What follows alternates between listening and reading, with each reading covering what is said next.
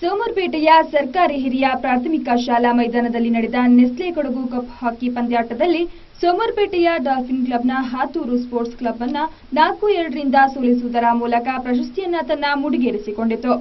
Dolphin ತಂಡದ ಪರವಾಗಿ ಕುಶಾ, ಅಶ್ವಿನ್, ಮನು, ಧನಂಜಯ್, ಹಾತೂರು ತಂಡದ ಪರವಾಗಿ ಬೋಪಣ್ಣ, ಮೊನ್ನಯ್ಯ ಗೋಲ್ ಗಳಿಸಿದ್ರು. ಯುವಜನ ಸೇವಾ ಮತ್ತು ಕ್ರೀಡಾ ಸಚಿವ ಅಪ್ಪಚ್ಚು ರಂಜನ್ ವಿಜೇತರಿಗೆ ಬಹುಮಾನವನ್ನ ವಿತರಿಸಿದ್ರು.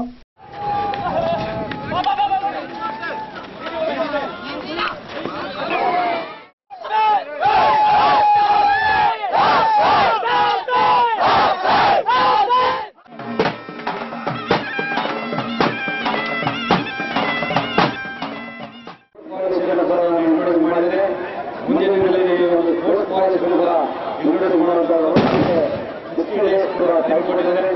ಆದಷ್ಟು ಬೇಗನೆ ಕರ್ನಾಟಕದಲ್ಲಿ ಒಂದು ಹೊಸ ಸ್ಪೋರ್ಟ್ಸ್ ಕಾಲೇಜ್ ಬಂದು ಎಲ್ಲ ಕ್ರೀಡಾಪಟುಗಳಿಗೂ ಕೂಡ ಹೆಚ್ಚಿನ ಉತ್ತೇಜನ ಕೊಡುವಂತಹ ನಮ್ಮ ಚಿಂತನೆಯನ್ನು ಮಾಡಿದೆ. ಅದರ ಜೊತೆಗೆ ಕ್ರೀಡಾಪಟುಗಳಿಗೂ ಕೂಡ ಕ್ರೀಡಾ ಸಂಜೀವಿನಿ ಅಂತ ಹೇಳುವಂತಹ ಒಂದು ಇನ್ಸೂರೆನ್ಸ್ ಪ್ರಥಮ ಬಾರಿಗೆ ಈ ಕರ್ನಾಟಕ ರಾಜ್ಯದಲ್ಲಿ ತರುವಂತಹ ಕೆಲಸವನ್ನು ಕೂಡ ನಾವು ಮಾಡಿದ್ದೇವೆ.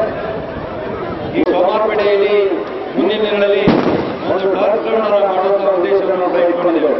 ಈಗಾಗಲೇ ಕೂಡಿಗೆಯಲ್ಲಿ ಒಂದು ಟರ್ಫ್ ಗ್ರೌಂಡ್, ಅದರ ಜೊತೆಗೆ ಬನ್ನಂಪೇಟೆಯಲ್ಲಿ ವೇದಿಕೆಯಲ್ಲಿ ಅತಿಥಿಗಳಾಗಿ ರಾಷ್ಟ್ರೀಯ ಆಯ್ಕೆ ಸಮಿತಿ ಸದಸ್ಯ ಬಿಪಿ ಗೋವಿಂದ, ಭಾರತ ಹಾಕಿ ತಂಡದ ಮಾಜಿ ನಾಯಕ ಅರ್ಜುನ್ ಹಾಲಪ್ಪ, ಕೊಡಗು ಹಾಕಿ ಸಂಸ್ಥೆ ಅಧ್ಯಕ್ಷ ಮೋಹನ್ ಅಯ್ಯಪ್ಪ, ಉಪಾಧ್ಯಕ್ಷ ಬಿಎಂ ಸುರೇಶ್, ಖಜಾಂಚಿ ಯಶವಂತ್, ನೆಸ್ಲೆ ಇಂಡಿಯಾ ಸಂಸ್ಥೆಯ ಪ್ರತಿನಿಧಿ ಗುರುರಾಜ್ ಇತರ ಗಣ್ಯರು ಉಪಸ್ಥಿತರಿದ್ದರು.